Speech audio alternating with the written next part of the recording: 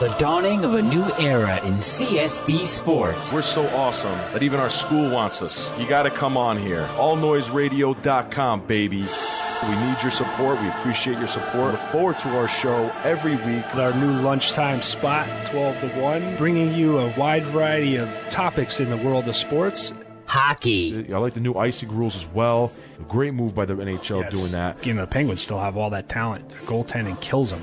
Basketball. If you got a streak and you go against the Bulls, you're going down. They broke Miami's long winning streak last year. If they get that Eastern Conference #1 seed and everything's got to go through Conseco Fieldhouse, I think it's going to be tough to knock them off. Baseball. Money's not an issue for Derek Jeter. Money's not an issue for Alex Rodriguez. Money's not an issue for Sabathia. Money's not an issue for Mark Teixeira. But Robinson Cano, not our best player. Can't pay him. I don't like calls like this. This is ridiculous. It's bad for baseball, but you know what? Bud Selig's bad for baseball. Ruggies, they essentially let their best player walk for a far inferior ball player in Jacoby Ellsbury. Football. There's so many weapons on Denver. He's got an embarrassment of riches as far as targets to throw to. Peyton Manning kind of answered the skeptics there. Didn't play well in the cold in New England. Do that with running the ball, getting first downs, sustaining drives, and let him get cold on the bench. You can't tell me he was trying to protect the field goal because there's no way you're kicking the field goal into the win from the 40. That's a team I predicted to go to the playoffs, and they're sitting at 0-2, and they're in total disarray. You know, but at the same time, they're 10 seconds away from being 2-0. 6 goal-to-go plays in the first half and no passes into the end zone. Come on. The most amazing stat that I saw is Dallas' defense. They forced 4 turnovers and still lost the game. Get ready. We work hard. Love sports. The knowledge. I just want to make you look bad, Ruggs, because you always make me look bad with your sports intellect. The passion. Hey, Jimmy, you're going to be the best-looking guy on the unemployment line, buddy. What a disgrace. It's the Zuki and Ruggs Show on All Noise Radio. Live from the CSB studios in Stratford, Connecticut, it's the Zuki and Ruggs Show, covering a wide variety of topics in the world of sports. And we've made it. This is the very special 25th episode of the Zuki and Ruggs Show. Woo! How about that, partner? Straight in live, coming to you from Pittsburgh, PA, where he was last night on the scene for Game 2 of the Rangers-Penguins. It's my partner, Zuki. What's up, Zuki? What's happening, partner? How you doing, buddy? I'm great, man. I'm great. You know, Game 2 was electric there in Consol Energy Center. The Pittsburgh Penguins were able to salvage that series, and even the series at 1 game apiece between them and the New York Rangers. Just a good time, man. Pittsburgh's always a fun city. You know, went to PNC Park on Saturday night. Nice. Saw Pittsburgh Pirates come back victory against the Toronto Blue Jays. They're down 6-2, and they were able to come back and win the game 8-6. That Blue Jay bullpen is just, an unmitigated disaster. You know, people around here want to talk about the Mets bullpen. Boy, watch that Blue Jay bullpen. You'll feel much better about the Mets bullpen. But nevertheless, very good time out there. And, yeah, as I said, Consol Energy Center, my first time there, and a really fun place to watch a game. If you're a hockey fan, really just electric atmosphere. The crowd was really into it. Great game. We'll get right into it, Zook. First, the series, that was a must-win for Pittsburgh. Yeah. How was the level of play there from the Penguins last night? They were borderline dominant, in my opinion. They really controlled the neutral zone, and they really controlled the offensive zone. The only reason the game wasn't really out of hand for the Rangers is the fact that they have the best goaltender on the planet on their team. Henrik Lundqvist really played his ass off. The guy was tremendous. He made some big saves. He really did. I mean, if you look at Pittsburgh's 2 goals, they were really great goals. I mean, the first one was a really nice job by Letang. It was really a 2-way goal on his part. He made a great defensive play, and then he came up on the wing, and I think it was going to be a pass, but to Kunitz, and it looked like Kunitz put it in, and then they later changed it to Letang's goal, but nevertheless, it was a great goal. I mean, Lundqvist couldn't do anything about it. And then you had the second goal was a power play goal on a real stupid penalty by Dorsett. Really ill-advised. I was watching him come on the ice. He comes onto the ice, and he's looking for trouble. There's about 5 minutes left in the game. The Rangers are still only down 1 goal, and he comes on the ice, and he's, like, chipping guys and hitting guys. And after the whistle, he commits a stupid penalty, draws a penalty, has to go to the box, and of course Pittsburgh capitalizes and scores the goal on a rebound. to make it 2-0, and then eventually Malkin scores an empty netter to make it 3. The crowd was on edge. I mean, I was walking around Pittsburgh. The crowd was really nervous. It was desperation. They knew they couldn't lose Game 2. Well, let's rewind a little to Game 1. Overtime thriller. The Rangers pull it out. Mm-hmm. And I think they're very dangerous in this series. But, certainly, like you said, put the crowd on high alert for Game 2, a must-win. And the way Lundqvist played in Game 7 at the end of the Flyers series and rolled it right into this series, I mean, they have a lot of reason to be worried because Lundqvist is playing like you expect him to play and not having some of his repeats of past playoff disappointments. He's really playing well. Right, good call, Ruggs. He really is. And I saw it live in living color. He is playing well despite the loss. He kept them in that game because the Rangers really did nothing on offense. The game, to me, really was decided early. The Rangers were given, I'll say given because a few of those calls in the first period were really ticky-tack. They were given 3 power plays within the first 10 minutes of the game and did not score 1 goal. I know they had the one by Rick Nash that hit the post, and it looked like it was going in, hit the post. So Pittsburgh caught some breaks as well. But when you have no goals on the road on 3 power plays early on, you're done. I said it right then and there. I actually had a Ranger fan behind me. One of only like 3 Ranger fans. Of course, he was behind me, and he said, I said it to my buddy who I went to the game with. I said, if the Rangers don't score here on this 3rd power play, this game is over. Pittsburgh's winning this game. And the guy behind me was like, "Oh, is that a prediction?" I go, "It's pretty much a fact, buddy. If you guys don't score 3 chances, you're done." And that's exactly what ended up happening. And and Fleury was actually good. Fleury made some good saves. He made some key saves. He got some lucky bounces, I will say, but he made the saves he had to make, and the Penguins they got the win they needed, and it should be a great series. I see it going pretty far. I could see it going to 7. I think it's going to 7. It won't be your typical Pittsburgh, drubbing of the Rangers. Oh, no, I don't think so at all. And this scene's going to shift tomorrow night to MSG, and it'll be very interesting to see how that 3rd game plays out because it's a pivotal game. Oh, yeah. Rangers got to think maybe they needed a little more to keep that pressure on Pittsburgh. You don't want to get down 2-1 and let Pittsburgh start to roll because they still are an extremely talented team, even though they kind of eked through that first round, weren't impressive against Columbus, and obviously losing that first game didn't bode well for them either at home to give home ice advantage back to the Rangers. But I don't think home ice means a ton in this series. These teams just general dislike for each other and just a lot of familiarity. I think they could win in each other's building very easily. I agree. If you're the Rangers, you want to win Game 3. You want to win Game 3. I mean, you'd ideally like to win, 1.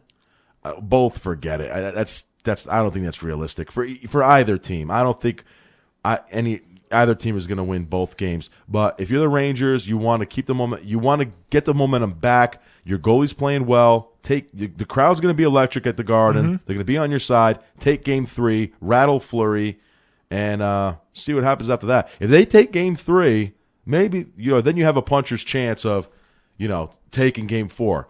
Lundqvist is capable of stealing a game, and for the most part last night, while I was watching that game, you were thinking to yourself, "Oh man, he's keeping him in it. It's still only 1-0." Yeah. And, you had the sense that could the Rangers steal this game until the Dorsett penalty, and then the Penguins put in the second goal to make it 2-0. But we'll see. It's been a great series thus far, and it will be. Yeah, I'll be honest with you. I'm picking the Rangers in 6 in this one. I just have a feeling. From what I saw. I'm with you. I'll go Rangers 7. I think the Rangers could win. I know it'll be in Pittsburgh. I'm always worried to pick a road team in a Game 7. Not that in hockey that we saw it with the Kings. Right. It's very easy to have that happen. Or in with the Wild. The Wild, yeah.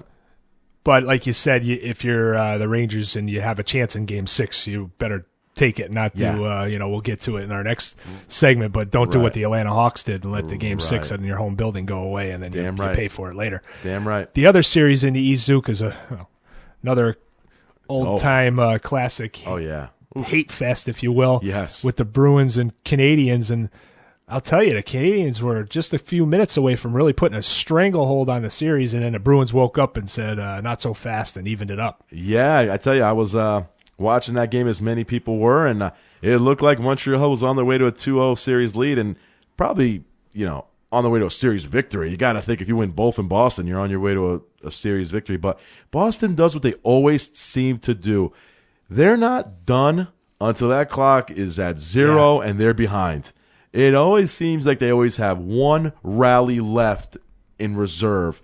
And that's exactly what happened when the time came. They kicked it into second gear, and they were able to pour it on and score 4 unanswered on. It was 4 unanswered, I believe. Yeah, they were down 3-1. They won 5-3. Yeah. So with the empty netter, Lucic put in the empty netter. That's right, to make it 5-3. So, I mean, a big win also for the Bruins, who were also on their heels at home and needed a win in the worst way. And that's another series we knew from the onset it was going to be a great series. I think it's another series that can go 7. I mean, really. I mean, they're both evenly matched. Love both teams. It's gonna be a slugfest between those two. Yeah, like you said, they don't like one another. As I said, they're both evenly matched. They both have excellent goaltenders. I mean, Montreal looked tremendous in that second period, and then the Bruins, like you said, just hit another gear. They're one of the very few teams in a league that can just find another gear when they need it. Yeah, they really are. That third period, man, it just seems like and that's why they're a championship team, because that's what championship teams do. Championship teams in the third period of games, they bring it. They're never out of it until it's over. Yeah. And so kudos to the Bruins. I think it's another series that's probably going to go 7. We're in for a treat. If you're a hockey fan, even with the Western Conference, we can shift it over to there in like 2 seconds, but you're in for a treat. I mean, those 2 series in the Eastern Conference are awesome. They're going to end up being awesome. Yep. And, I mean, I could easily see 3 of these 4 series going 7. Yeah, absolutely. Absolutely, bro. I mean, let's just go right on over to L.A., who are off the heels of an amazing comeback. They were 0-3 down to San Jose, and they came back and won 4 straight. They're the first team to do that since, well, not that long ago. We remember 2010 Philadelphia Flyers did it to the Boston. But before then, I think it was 1956 or something. Yeah, I think it was my Red Wings in Toronto, right? To Toronto in the Cup Finals, I believe. Yes. And I think it was 56 or something. I'm going off memory here. I'm probably right because I'm a genius. But in all seriousness, just a tremendous comeback by the Kings. That's why they're a championship organization as well. And that's why the San Jose Sharks are they're soft. They just aren't a championship caliber team because they have a tendency to do this. Like I said a couple weeks ago on the show, they blew a 3-0 lead to Detroit. Luckily, they were able to win Game 7, against Detroit, but they almost blew a 3-0 series lead just 3 years ago. So, it's indicative of this team. They just seem like they can't close the deal, San Jose, and it could be the goalie, it could be Joe Thornton, it could be whatever, but whatever the case may be, LA's moving on, and then what do you know? They carry the momentum in Game 1 against Anaheim, and they take Game 1 in overtime against the Ducks, and that's going to be a great series. The Ducks won't go away, but I think the Ducks may have drawn themselves, they may have gotten a bad draw here, and really the freeway series, if you want to call it. That's right. Instead of the subway series, they got the freeway series out there. They can just ride buses back and forth to each other's place. Right. About 10, 15 miles apart between the two. A lot of interest. I mean, that really drums up a lot of interest. Oh, yeah. You're going to have, obviously a lot of Kings fans down in Anaheim and vice versa when the series shifts back to Staples Center. Kind of puts a little flair into the series. Oh, I think so. Those two teams don't like one another. Nope. They're both championship caliber teams, and fly up and down the ice too. It's fun. They do. Fun hockey to watch. They do. Yeah, they do. They really do. They're both offensive juggernauts, if you will, and we'll see. There should be a lot of goal scoring, but I think the difference is going to be Quick. I mean, I think he's just a better goalie than Hiller.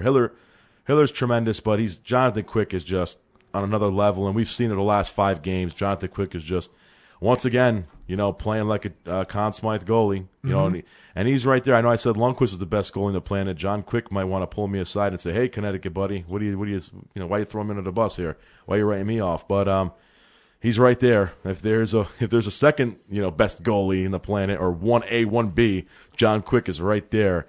So yeah, I mean, I'm looking forward to that series as well. We all should, if you're a hockey fan. Absolutely. And I can see that going 7. I think the difference is momentum and John Quick. Yeah. I really think Quick is going to be the difference. I'm on board with you on the Kings taking the series in the end, but again, it could very easily go 7. And then the last series, Chicago, Minnesota. Minnesota needs to get back in the series in a hurry. They dropped the first 2. They look a little bit outclassed by Chicago. To me, Chicago's very scary. If I had a gun to my head right now, I'd say they were the team coming out of the West.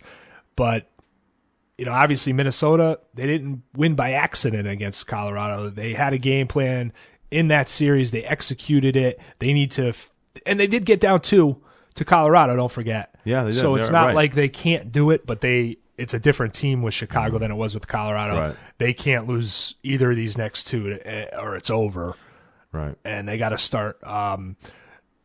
That series, I believe, kicks back off tomorrow night. I think the Kings and Ducks game 2 is tonight. Yes, yep. As well as the Canadiens-Bruins game 3 back in Montreal. Right. These series, it comes quick because they play every other day. In the series, there's no off time in between rounds 1 and rounds 2.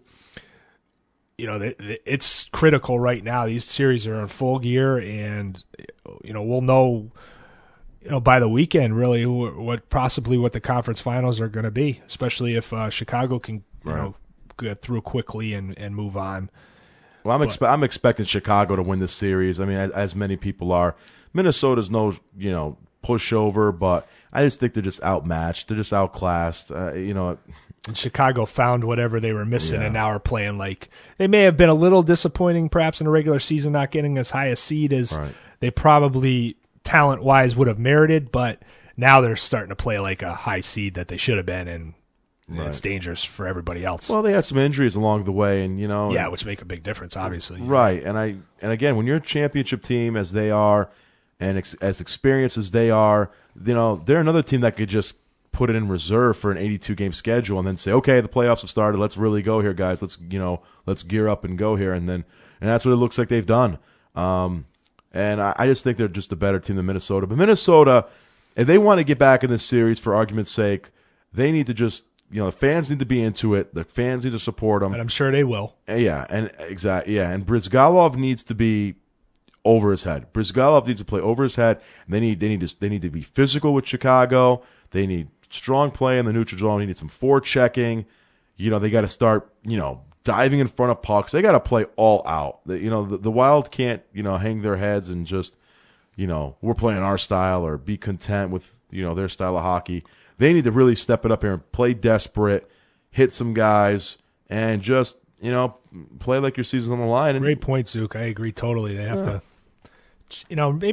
maybe not change the way they play totally, but change gears a little, try to keep Chicago guessing a little bit more. Maybe, like you said, go down on some pucks and try to get in the way of some shots, maybe a little more than they're doing. Play scrappy. Yeah, shake up some lines. Shake it up, exactly. Yeah, get physical with them. Lines. Do something, at this point, you try to do something here to, make Chicago work for it.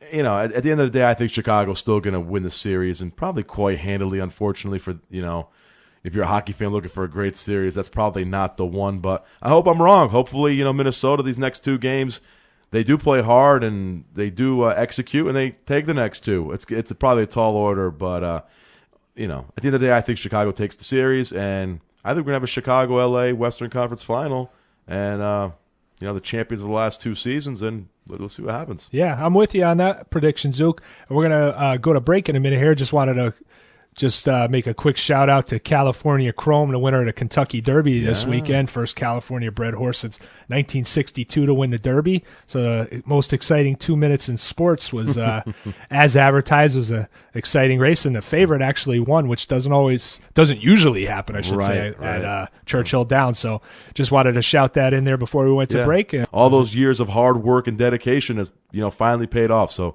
good for him too.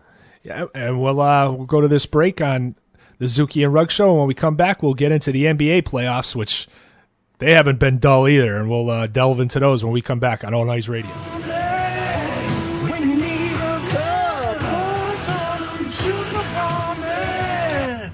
Sugar ramen? Yeah, soup. Freeze. A call to the library could help her out. Good thing T-Mobile lets her call whenever she wants. Go. Says here, pour some sugar on me. I'm hot, sticky, sweet. Mm-hmm. The most one-ever minutes, free long-distance enrollment. Only from T-Mobile. Get more. Do you lack confidence and assertiveness? Can you open my milk, Mommy? Do people have a difficult time determining your gender? Do you take constant verbal abuse from strangers? They're just a bunch of fancies. Well, you're a man. Time to start acting like one. Try our brand new product, Man in a Can.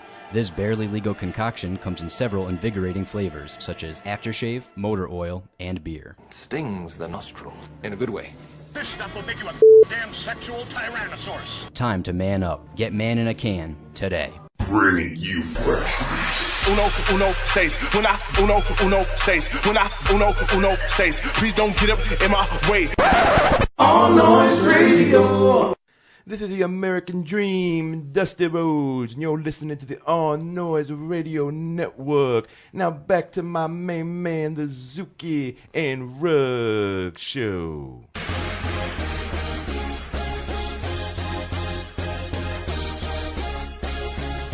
And we're back on the Zuki and Ruggs Show talking NBA playoffs. And if you didn't think anything could get more exciting than the hockey playoffs, the NBA is saying not so fast, because every single game and every single series, for the most part, has been just thrilling right down, and it was maybe capped off with that shot heard around the world by Damian Lillard, just punched in a three-pointer to just rip the hearts of Houston out, because Houston was very dangerously close to, if they had won that game, it would have been big trouble for Portland going back to Houston for Game 7. So we'll start out there in the West with just our thoughts on those two series, especially, the two Game 7s out there, and we'll go Oklahoma City, Memphis first. Zook, what'd you think of that series? That series was tremendous, as we all thought it would be when, on the final day of the season, when it was decided that, it would be OKC and Memphis. We knew we were in for a treat, and we certainly got one. It didn't disappoint. Now, Game 7, How big was the Zach Randolph being ejected for Game 7? I got to say, I'm kind of with Van Gundy on that. Yeah, I don't want to say it cost Memphis Game 7, but it certainly didn't help them any. No, not at all. It is what it is. Zach Randolph is a bonehead. You can't do that, especially. It just was such a bad cheap shot. Yeah, I agree. It's hard for me to defend Zach. I'm not even defending Zach Randolph. I'm really not. It was a boneheaded play, and he's got a reputation for being a dirtbag anyway. But maybe you use a little conjecture and you say, you know what, let's just fine him and not, suspend him for Game 7. But hey, it is what it is. Randolph shouldn't have done it. It was a stupid play. You're getting blown out. It's over. The game is done. Just let it go. Bring your game to Game 7. Instead, you do something like that.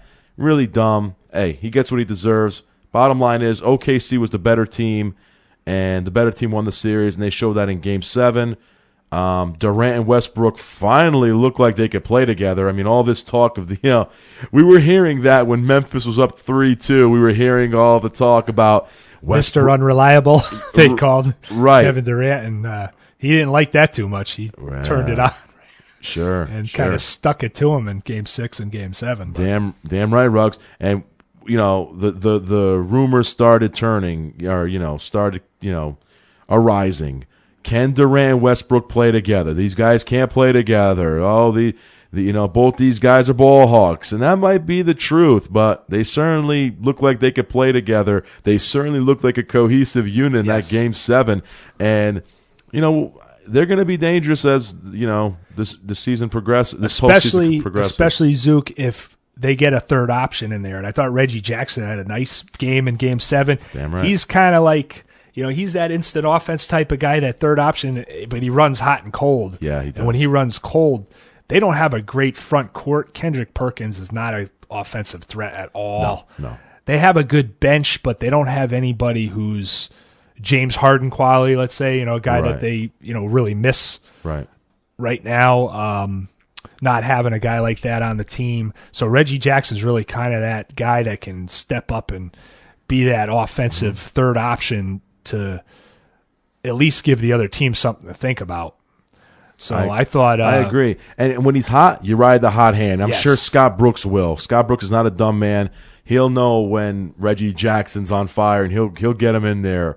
Guys are going to have to step up, and OKC's going to have to win on the two big guys really scoring a lot and just grabbing rebounds and being physical. Listen, we're gonna have we're in for a great series with them and the Clippers.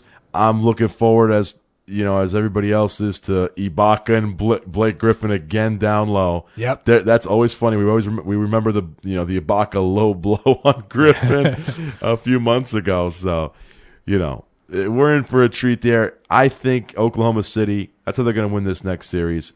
Dominate, down low, be physical.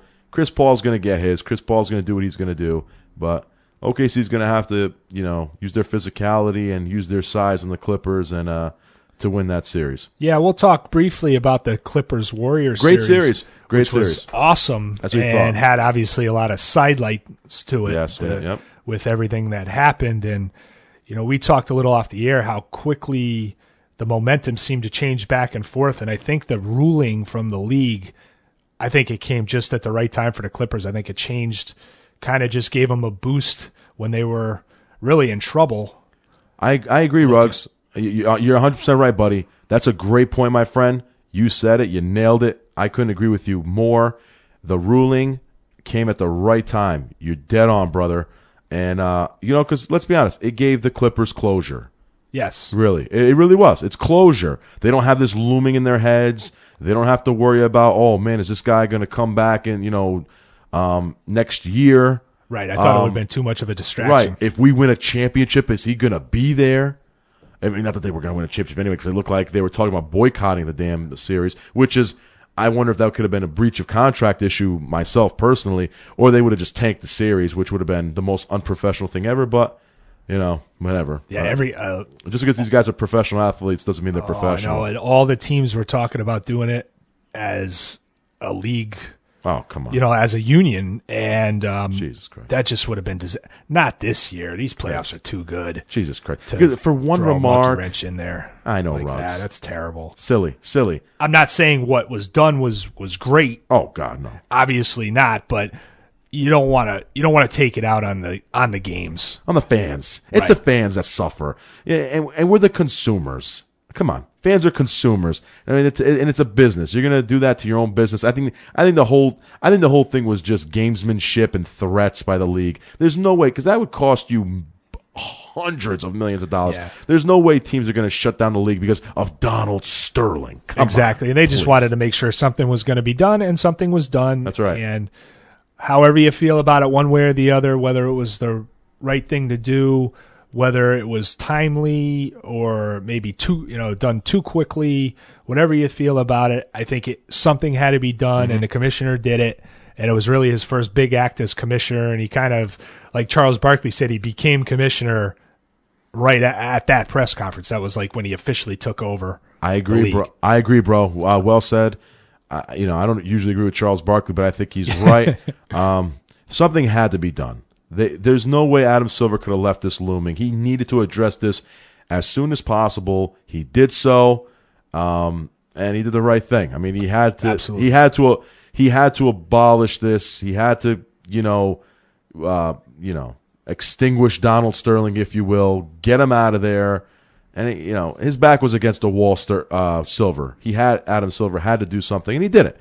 And so, hey, what's done is done. I think the right decision was made, and now let's get this whole issue behind us. Yep. And then now the NBA and Donald Sterling and whatever, they can address this during the offseason. Right, and now the product can speak for itself, and we don't have to worry about the other things.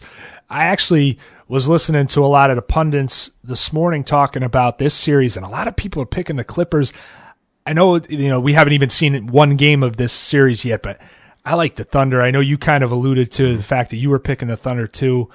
I don't see it with the Clippers. I know they got through this, and I think this was their big accomplishment, that they won this series and they got through all this, other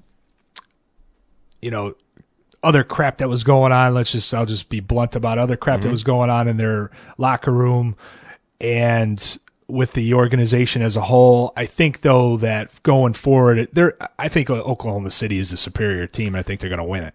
I agree, partner. And speaking of superior teams, I think in another Game 7, I think the superior team came to the forefront, and that's the San Antonio Spurs. They just dismantled Dallas in Game 7. got to give a lot of credit to Dallas, especially coming Yes. back, winning Game 6, forcing it to go 7. They played a hell of a series. They sure did.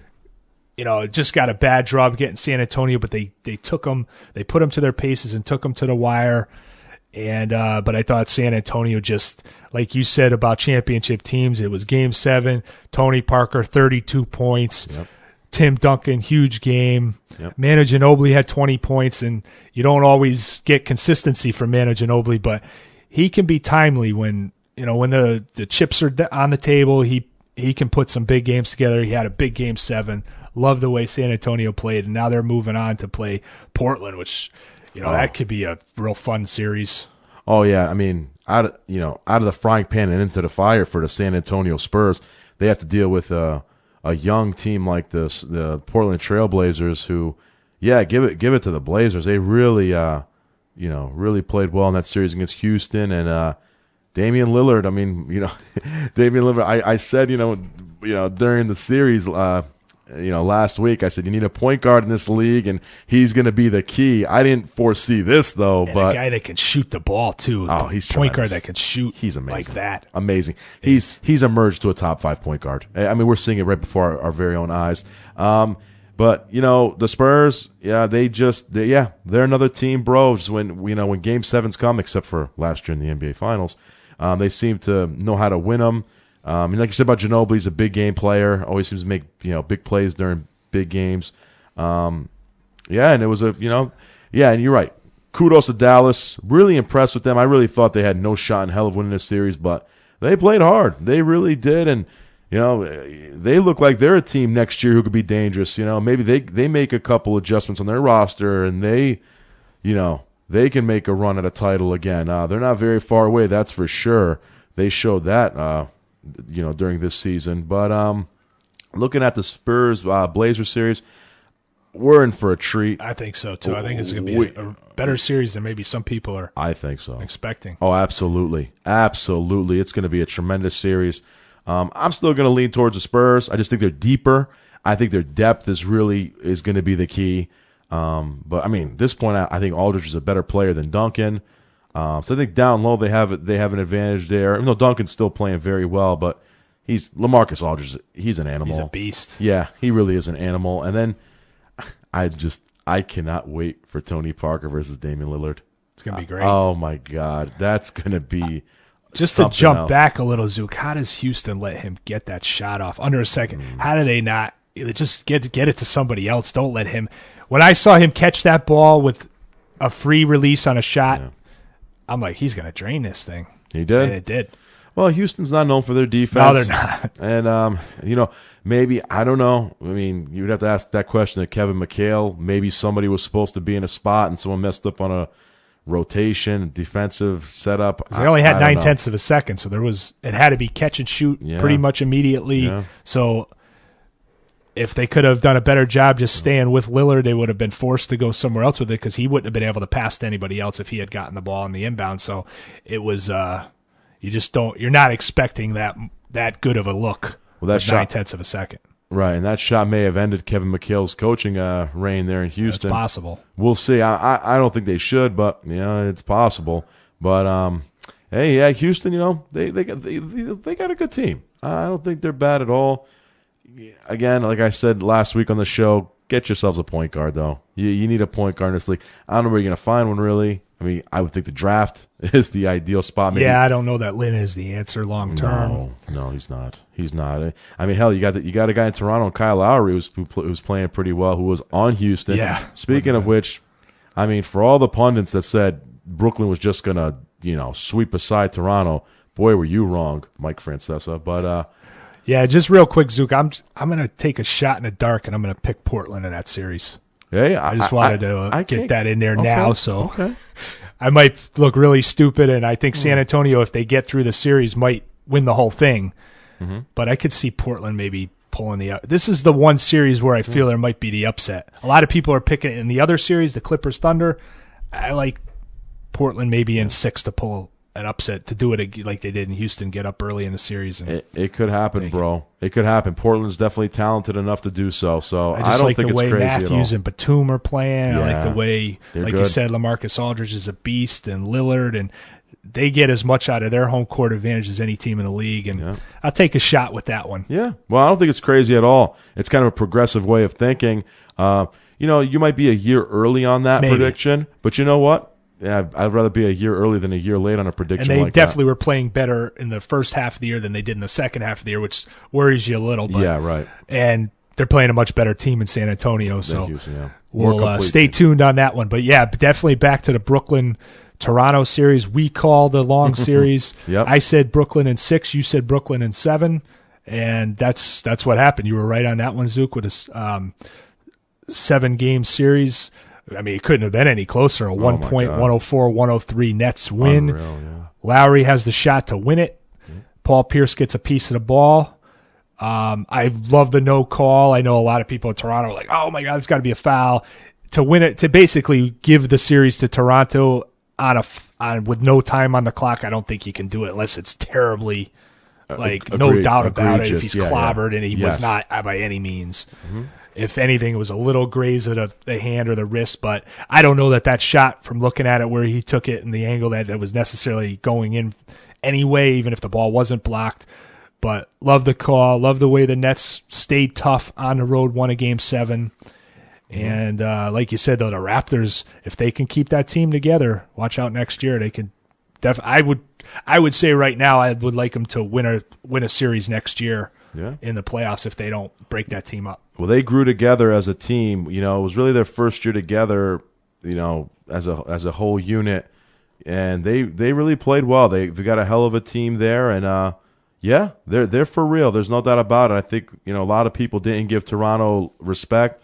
Toronto earned a lot of people's respect, and we'll see what happens next year. As you said, hopefully they can keep that unit together. Hopefully, the management keeps guys there and they build. Through the draft and through maybe even free agency. I mean, I don't know their cap situation. I'd imagine it's pretty good. I mean, they don't really have a high-profile guy there. I mean, Lowry's a hell of a player. I mean, I don't know his contract status right now, but I'm sure they have enough, flexibility when it comes to payroll to make some acquisitions and try to build a team. And, now that they're competitive and they're really good, what this also did was, upcoming free agents can look at Toronto as a destination. They can say, wow, Toronto ain't bad. I'm a free agent. You know what? Okay.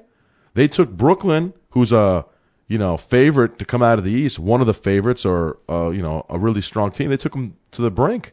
So, hell, if I go there. Nice tax laws. Sure. Good exchange rate. Sure. And when I say free agents, I'm really talking about Carmelo Anthony.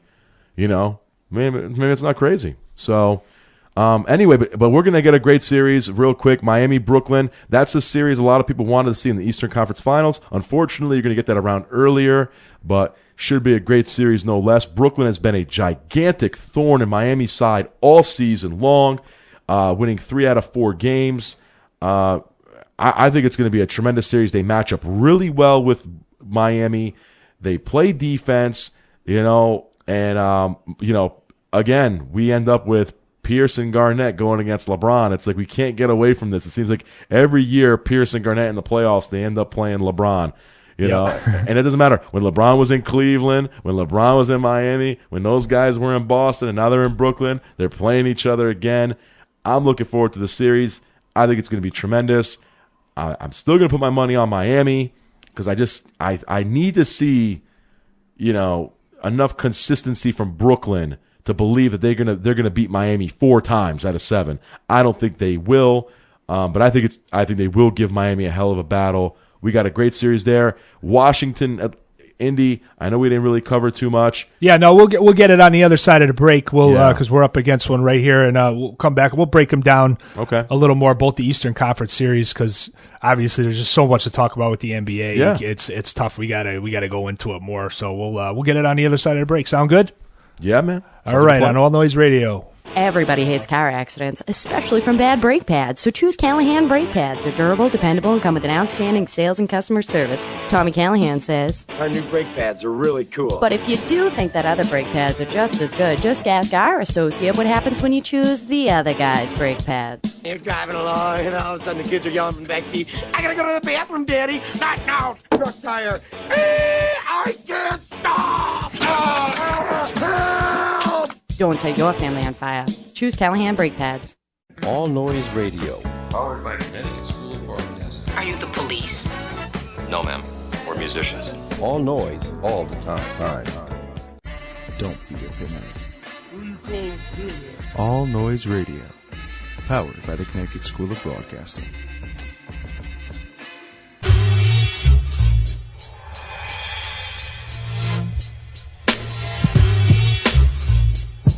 All right, back on the Zuki and Ruggs Show, and we're going to continue with our basketball playoff discussion and breakdown. Now we'll shift over to the Eastern Conference, and Zook started it off already, getting into the highly anticipated Nets and Heat series. And now I'm going to give my opinion on the series, and I also like the Heat. I know you say you watched the regular season and the Nets had the Heat's number. It wasn't in the playoffs. These guys know how to win. They're back-to-back champions for a reason.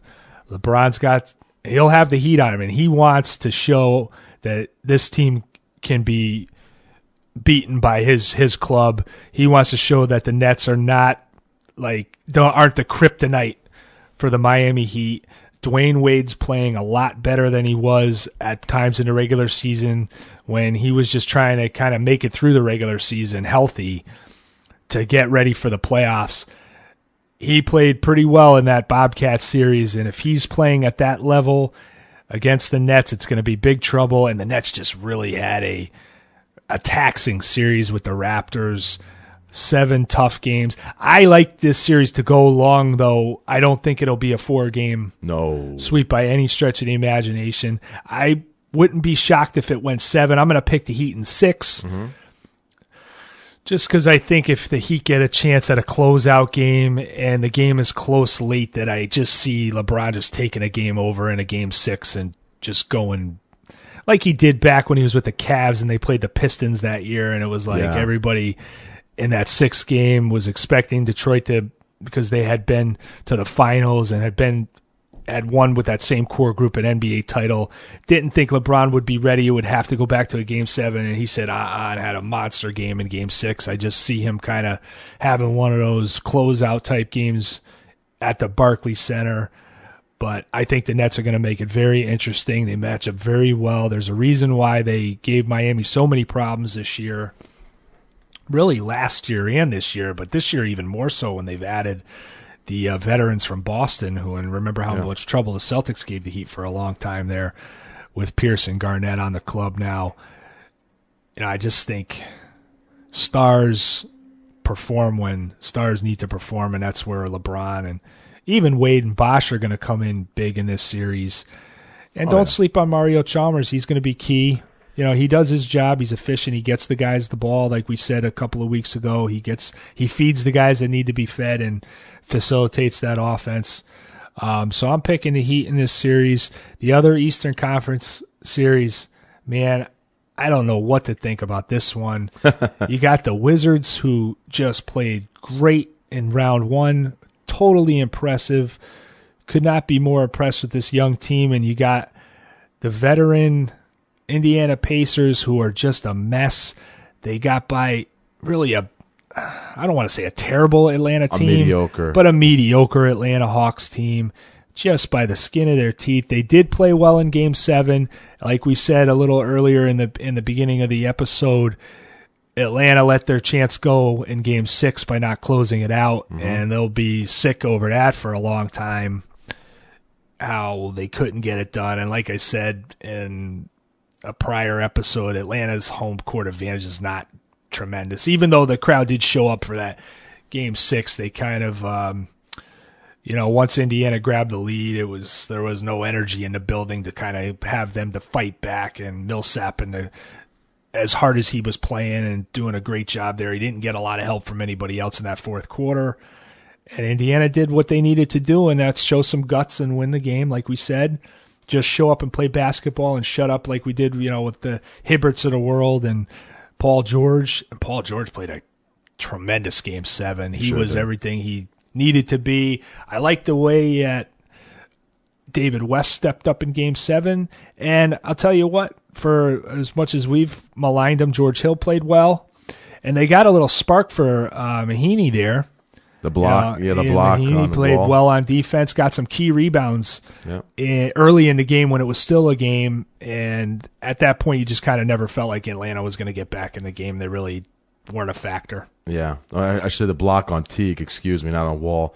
They're playing Wall now. But, yeah, I agree. Atlanta really did finally, pull up their shorts and man up and played some ball, and were able to win the last 2 games of the series against a, really, compared to them, a bad team. I mean, when you compare them to the Atlanta, when you compare them to the Pacers, the Hawks aren't very good. But this is going to be a tremendous series. Them in Washington. Washington is they've got a great balance, bro. They've got 2 excellent guards, and Trevor Ariza really killed the Bulls in the first round. The Bulls had no answer for Ariza, and if Ariza gets hot, like he did for the Lakers in 2009 when they won the first title there. Great point. He can be an X factor for them.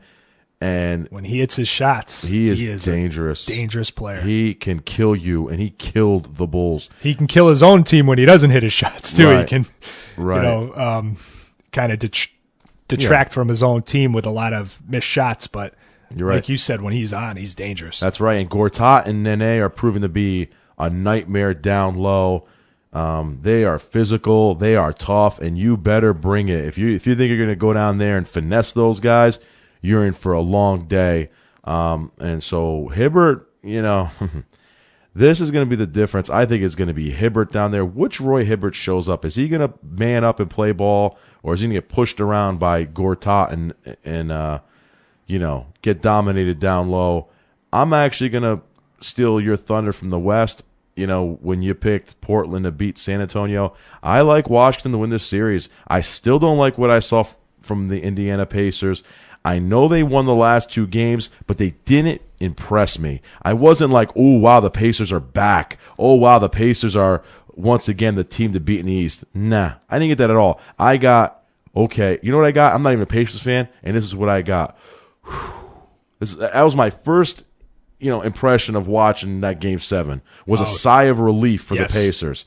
I wasn't like, wow, they're back. Here they are. They're balling again, bro.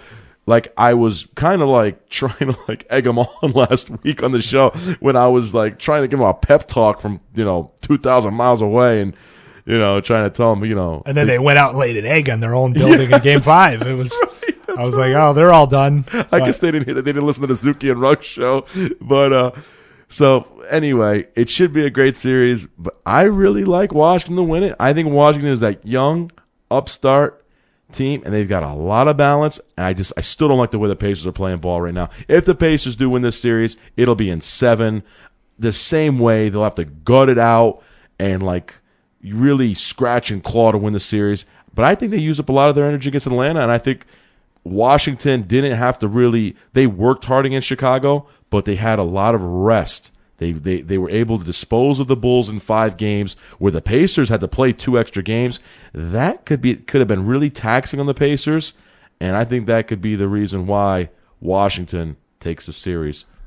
I agree with everything you said, Zook, about the Washington Wizards. I said immediately after the series ended, I'm picking the Wizards, and then I was like, it's one of those, you get them into college Game 2 in the first round, it's like the sexy pick and everybody's doing it and everybody gets on a bandwagon, and I'm scared of those picks. And I'm thinking about going back and taking the Pacers in 7, and I don't know why, but I'm going Pacers in 7. I just don't think this team can get by the Heat, but I think they can get one more round. Okay. They can make it ride one more round and set up. Maybe I'm just, because we called this matchup in the preseason that it was going to be Pacers and Heat playing for the Eastern Conference. Yeah. I think everybody did. I think even though the Nets and the Wizards are very live in these 2 series, they have a puncher's chance in each one, and it could end up being Nets-Wizards, but I still think I don't know why I'm going to go with the Pacers, but like you said, I'm not impressed. I did like the way they showed up in Game 7, I'll admit that. I like the way Paul George played it. If Paul George plays like he did in Game 7, he's just that one player that can just put him over the top because he stands out from the rest. But John Wall really worries me. Again, they had a lot of trouble with Jeff Teague. John Wall's a lot better. Yeah. I will say this, though. As much as the Pacers may not have an answer for John Wall, the Wizards may not have an answer for Paul George. So if you want to looking at it from a Pacers point of view, Paul George is the key. I know that's like the most obvious statement in the world, but you're right. I mean, Paul George has to continue his strong play. He showed some life in Game 7. He needs to take over a series. We haven't really seen that from Paul George. He didn't really take over that Hawks series. Although he played well, he didn't take over. It's not He's a great player, but him being a leader, that hasn't been established yet. He needs to take over the series, and I'm telling you right now, in my opinion, I think that's the only way the Pacers win this series is with him taking over the series and winning it for the Pacers. And Roy Hibbert can't have these 1-for-10 games. Bro, I'd be honest. He looked about as bad as you could look in that 5th game of that Hawks series. It was a joke. I'm done with Hibbert, bro. I'm done with. I cannot sit here behind a microphone and say I know something about sports and I have sports knowledge and tell you that I believe Roy Hibbert's going to play better because Nene is a bad dude. I don't believe in Roy Hibbert. He'll rough you. I didn't want to give him up from from my Nuggets. I know. I was a sorry loss. He just gets injured too often. Yes. That's the only problem with him. But he's a rough and tumble kind of guy underneath the basket. And like you said, Gortat's no pushover either. No, they're going to use both those guys to neutralize Hibbert. If Hibbert's fragile, and he's going to be a softie, those guys are going to eat him up. And I think also another guy that can't get lost in here, Lance Stevenson's really going to have to bring his game.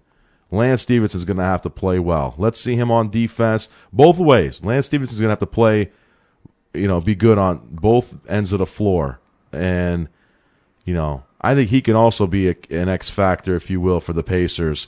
So we'll see. I mean, I think the Pacers are the more talented team, but, not by much. And I just don't like the way they're playing right now. See, the Pacers have more options in the front court, but if they're not going to play well, what does that get you? It really doesn't get you anything. That's the key, I think, is getting those guys in the front court, the Wests. Mm-hmm. Even, we're maligning them badly, but the Hibberts of the world, they got to get some contributions on the offensive end, not just defensively from those guys, and they have to help out the backcourt and Paul George, who's, he's really a swing player. He's that three. He's got so much length. Mm-hmm. He's not your typical 2. No, right. He comes down and he can drain shots with anyone, but he's really more of a go to the rim kind of athletic player.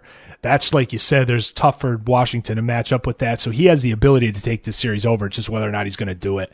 Yeah, and that'll be interesting. Yeah, and we got a couple minutes left, and I wanted to touch on with you, Zook. Thursday night, it's round 1 of the NFL draft. Yes, sir. I mean, we were just finished, seems like, talking about the Super Bowl. Thought football was gone and over for a long time. It doesn't work that way. It's back, and it starts with the NFL draft, and a lot of rumors and scenarios and what ifs and what should they do and yada, yada. Who's going where? Houston, you are on the clock. They have been on the clock for a long time, and that clock is ticking. It's a big clock, man, because what are they going to do? Are they going to? Hopefully, they don't watch that Kevin Costner movie and get a little crazy. In my opinion, I know it's always fun to talk about and discuss it and all of that. In my opinion, the right thing to do is just take Clowney. It's never a bad thing to take the best player in the draft. Yeah, I would just do it. I mean, I know Manziel is the sexy pick, and he's a Texas boy, and he's got all the flash, and they need a quarterback. I get that. Now, if they want to draft Clowney, and then Atlanta, I heard this scenario. I'll give it to you, and this is one I may actually think about, and it involves your team, Ruggs. Yep. Houston takes Clowney. You guys take a quarterback.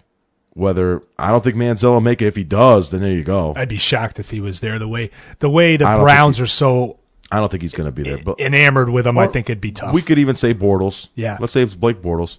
You guys take a quarterback. You guys give Houston a bunch of picks, and get Clowney. Very reminiscent to the Julio deal. I love it. I don't know what bunch of picks we have to give, though. I know. I mean, you could do that. It's a point system. That's a whole nother discussion. With the NFL, if people aren't familiar with it, you can't just trade picks, and it's not like fantasy sports. You can't just, okay, I'll give you 3 first-round picks and 1 second. No. It's based on a point system. There's logistics to it. You just can't kamikaze a deal.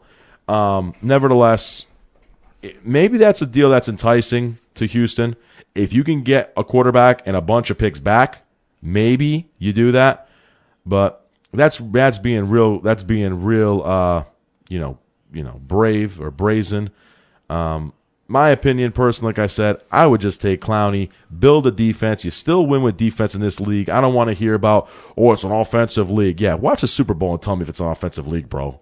Okay, please. You need to have a defense first. You can't be getting dominated on the defensive end of the field. You can't be giving up 500 yards of offense a game and think you're going to win the football game. And Houston's not a year away. They're not 1 year away. I'm sorry. I know they were in the playoffs a couple of years ago and what have you, but they're not. So, my opinion, build your defense. Have Clowney and Watt on that defensive line. When you get a chance with a special player like that, just do it. Just take him. Just take him and go to war with that and give Andrew Luck fits. I mean, I would do it just for that. I would do it just so I could give Andrew Luck nightmares twice a year. Remember, they get the first pick of the second round, too. Yeah. There's going to be quarterbacks that are... Yes, exactly, bro. You could see a lot of people are talking about maybe Teddy Bridgewater slipping that far. Yeah. And there's other guys, too, that are, this is a deep draft. Yeah, there's a lot of quarterbacks. You even got my man Derek Carr from Fresno State. I mean, I'm really impressed with Carr. I know it's David Carr's I don't know because David Carr was Houston's opening pick, and that didn't go so well. That may be a little leery about that. Right. I know. I just thought about that as I said it, but still, if he's there and you need a quarterback, I don't know. Hey, maybe Bridgewater does fall that far, and if he does, wow. If you can get Bridgewater in the second half, that would be just like amazing. I don't know if that'll happen, but that might be a pipe dream, to be honest with you, because a lot of teams need a quarterback, and some team might just take Bridgewater. But I'm hearing, the mock drafts always tell you different things. Oh, Manziel's stock is slipping, whatever. I don't see Manziel coming out of the first round. I don't see Manziel even coming out of the first, I'd say, 7 picks.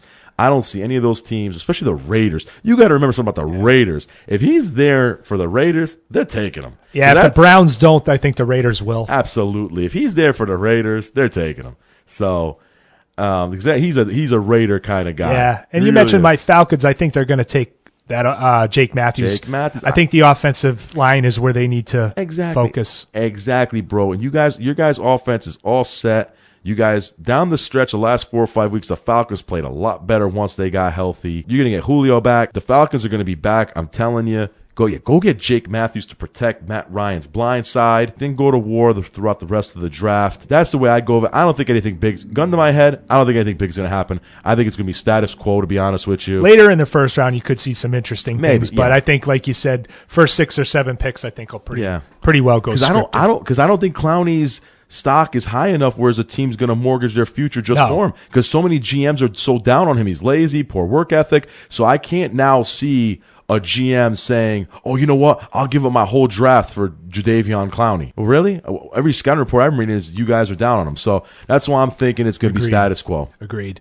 Well, that's about all the time we have for you tonight on the Zuki and Ruggs Show, the special 25th podcast edition. It's been a pleasure. We've made it. We've been 25 podcasts and 25 episodes. I know a lot of people have never made it to 25, so that's a milestone there, sir.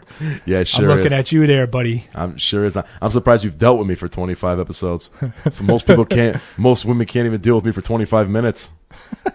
So, yeah, congratulations to you on that one, partner. It's been fun. Hey, 25 more right around the corner. We got more sports on the way for you. We're not done yet. We're just getting warmed up. Yeah, it's been a pleasure doing this. Yeah, I don't even think we've hit our peak yet. We're just going to get better and better as it goes and keep doing our thing, man. And thanks for the support. If anybody who's listening, thanks a lot. Help us out as well. If you like our podcast, please share it. Let other people know about it. Sure. Spread the word. Absolutely, and we'll keep doing our part. Thanks again, and have a good night. Till next time on All Noise Radio. See you, everybody. Hello, my friends. My name is Khair Ahmed, and I'm here to tell you all about the newest deodorant from Old Spice called Bangladesh Fresh. It was originally formulated to keep the Bengal tigers from eating the natives, but the people of Old Spice have now used this formula for men to keep unwanted women away. Man, when I go to a club or a party and there ain't nothing nothing but busted chicks all over me, I put on some Bangladesh Fresh and phew, all them fuglies bounce. The secret to the formula is a combination of curry, paprika, and skunk spray. It works for married couples, too. You stink. My wife nags and nags, so when I come home from a hard day of work and I'm not in the mood, I apply some Bangladesh Fresh and I'm in the clear. Thanks, Old Spice. Bangladesh Fresh.